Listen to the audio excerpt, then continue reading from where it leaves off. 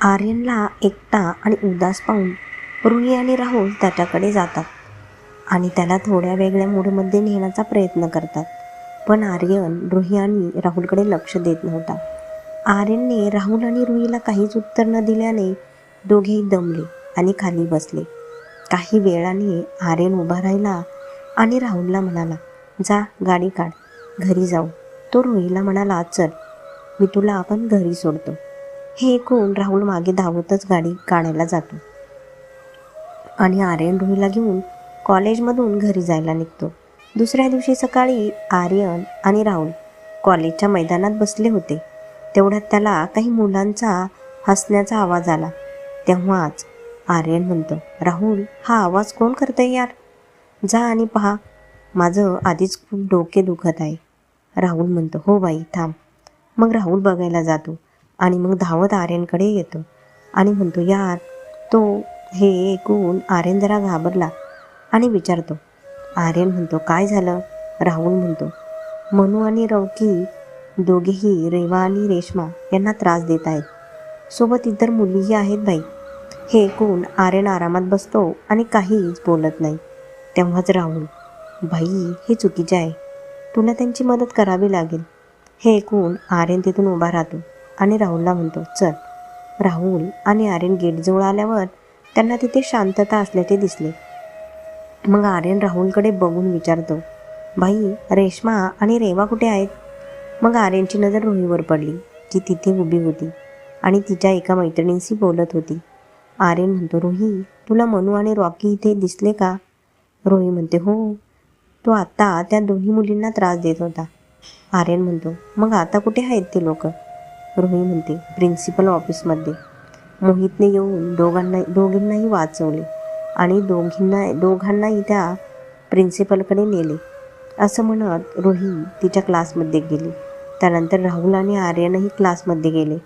मोहित आर्यनच्या क्लासमध्ये होता आणि तो खूप हुशारही होता व तो आर्यनच्या वडिलांचा आवडता विद्यार्थी होता. क्लास संपल्यावर आर्यन आणि त्याचे मित्र बाहेर आले आणि कॅन्टीनच्या दिशेने गेले आणि तिथे बसून कॉफी घेतली. तेव्हा आर्यनने मोहितला पाहिली, जो रेश्मा आणि रेवासोबत बसला होता आणि तिघेही एकत्र हसत होते आणि मस्करी करत होते. हे पाहून आर्यनला राग आला आणि तो तिथून उठला आणि रागाने तिथून निघून गेला. त्याचा दुसऱ्या दिवसापासून आर्यन रोज सकाळी कॉलेजच्या बाहेर रेश्माला येताना जाताना पाहत बसायचा. असेच काही दिवस गेले. रेश्माला रोज आर्यन तिथे बसलेला दिसायचा आणि आर्यन तिच्याकडेच बघत असतो हे तिला कळले होते. तिला हे आवडले नाही आणि एके दिवशी तिने रेवा आणि मोहितलाही सांगितले. हे ऐकून मोहित म्हणतो, पण तो असं का करेल? कॉलेजच्या सगळ्या मुली तर त्याच्या फॅन आहेत.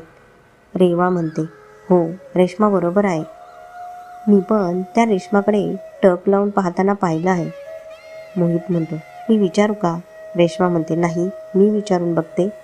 रेवा म्हणते, मी पण येते तुझ्यासोबत, तुला एकटे सोडणार नाही. रेश्मा म्हणते, ठीक आहे, जाऊया. दोघीही हळूहळू आर्यनजवळ येतात. आर्यन कॅन्टीनमध्ये एकटाच होता. रेश्मा म्हणते, हॅलो, ऐक. हे ऐकून आर्यन मागे वळून पाहतो. रेश्माला समोर पाहून खुश झाला आणि म्हणाला, हो, बोला.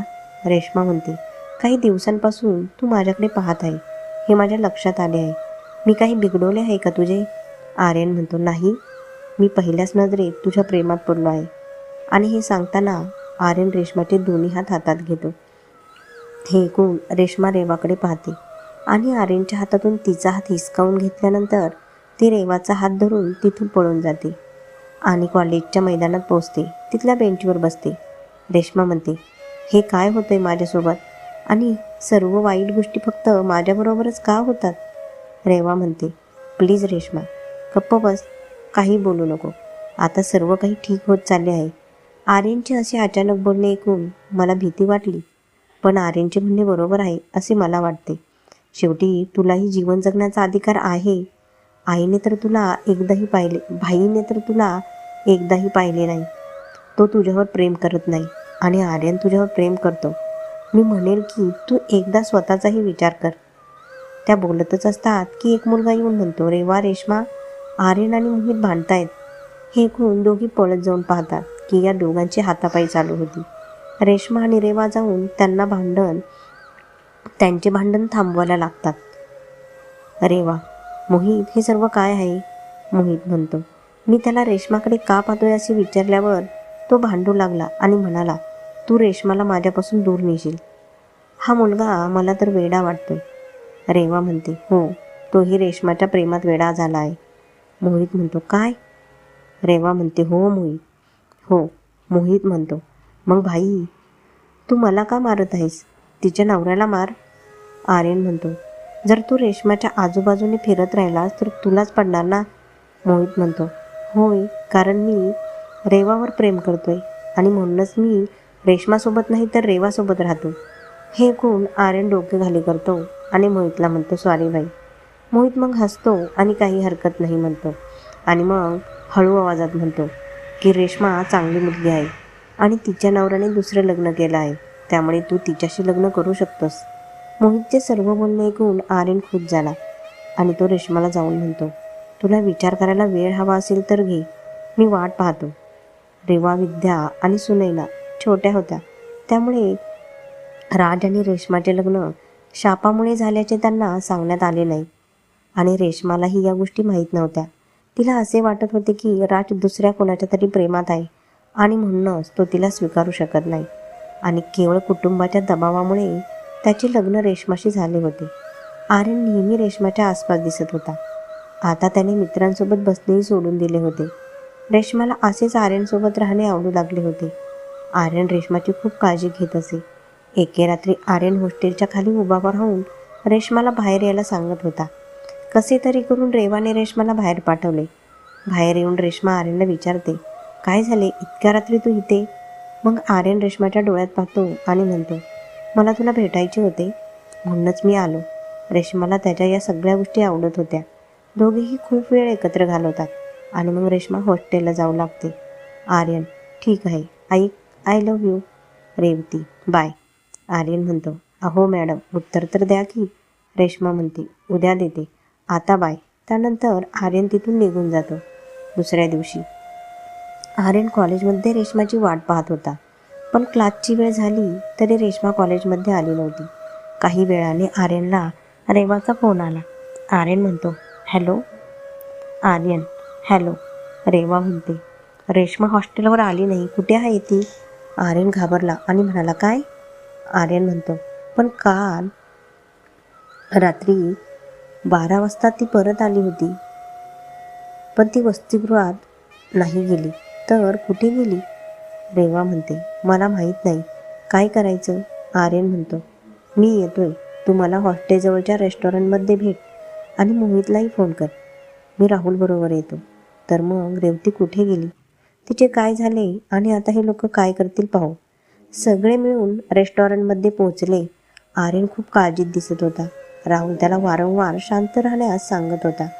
रेवा आणि मोहित तिथे पोचल्यावर आर्यन रेवाला विचारू लागला, रेवती कधीपासून गायब आहे? रेवाने मुद्द्याचा पुनरुच्चार करत म्हणाली, तुला भेटायला गेल्यापासून ती परत आलीच नाही. आर्यन म्हणतो, आपल्या सर्वांना रेवतीला रेश्माला लवकर शोधावे लागेल. रेवा म्हणते, हो, पण कसे, काय करायचं? आर्यन म्हणतो, एक काम करूया, सर्वप्रथम हॉस्टेलच्या गेटजवळ बसवलेले CCTVचे फुटेज बघावे लागतील. त्यासाठी वसतिगृहातील काही मुलींची मदत हवी आहे.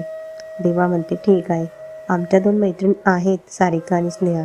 त्यानंतर आर्यन त्याच्या मित्रांसोबत हॉस्टेलवर जातो. तिथे रेवा आणि तिच्या मैत्रिणींनी तिथल्या वॉचमॅनला त्यांच्या बोलण्यात अडकवले होते. दरम्यान आर्यनने मुलीचे कपडे परिधान केले आणि हॉस्टेलच्या आत गेला आणि मुख्य खोलीत जाऊन CCTV फुटेज बघायला सुरुवात केली आणि फुटेज पाहून आश्चर्यचकित झाला. त्या रात्री रेश्मा हॉटेलच्या बाहेर एका मुलीशी बोलत असल्याचे त्याने पाहिले आणि ते बोलत असताना तिने रेश्माच्या डोक्यावर मारले आणि रेश्माला बेशुद्ध केले आणि तिला आपल्यासोबत स्कूटीवर बसवले. मुलीचा चेहरा दिसत नव्हता, पण स्कूटीचा नंबर दिसत होता.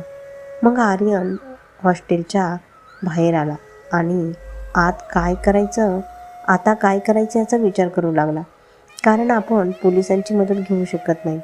पोलिसांची मदत घेतली तर प्रकरण कुटुंबापर्यंत पोहोचेल. आर्यन तिथून राहुलसोबत घरी जाण्यासाठी निघतो. तेव्हा वाटेत त्याला त्या नंबरची स्कूटी दिसली आणि आर्यन राहुलला त्याच्या मागे येण्यास सांगतो.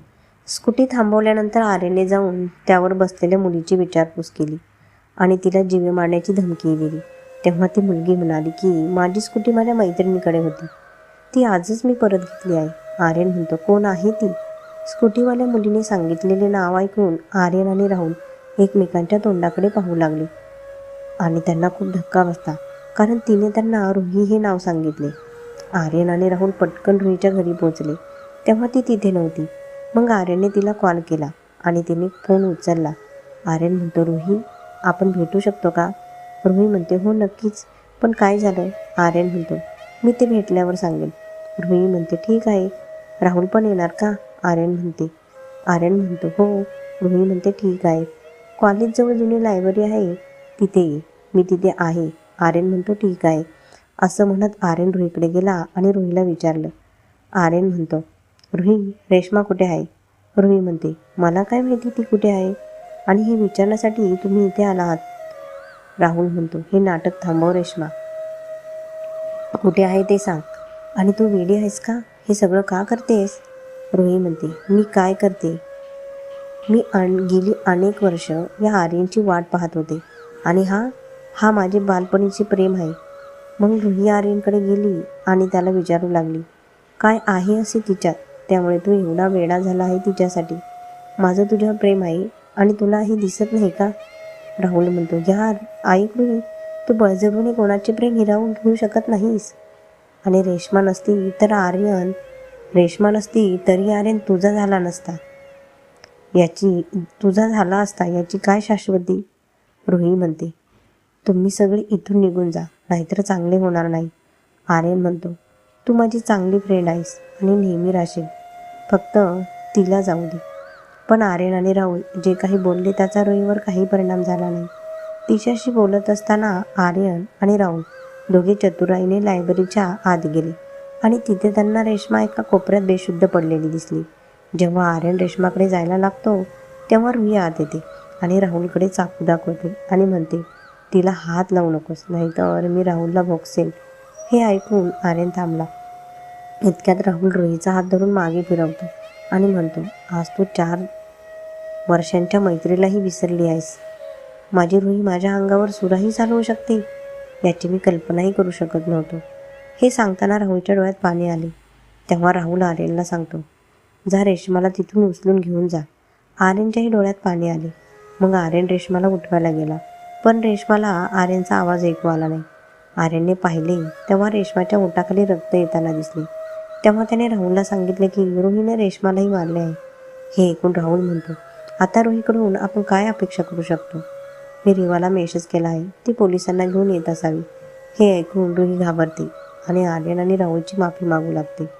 आर्यन रेश्माला शुद्धीवर आणण्यासाठी तिच्या तोंडावर पाणी टाकतो. आर्यनने खूप प्रयत्न केल्यावर रेश्मा शुद्धीवर येते आणि आर्यनला मिठी मारते.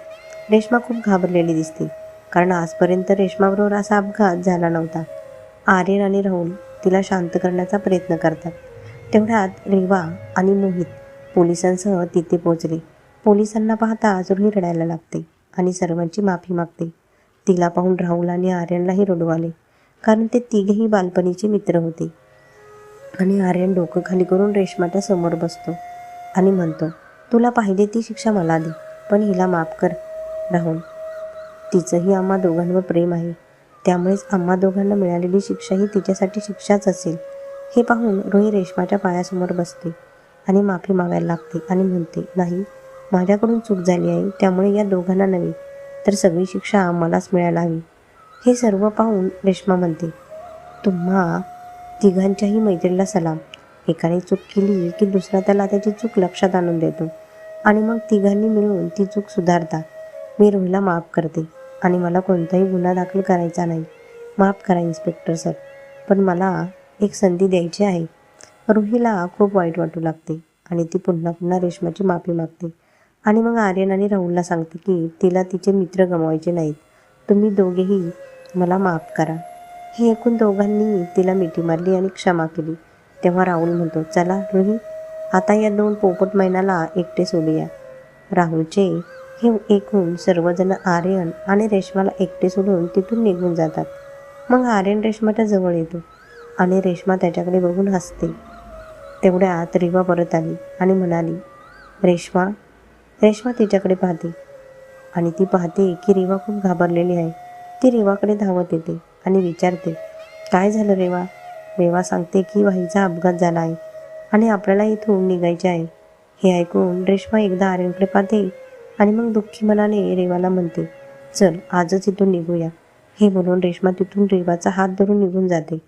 पण आर्यन मागून रेश्माचा हात धरतो आणि डोकं हलवत न जाण्याचा इशारा करतो.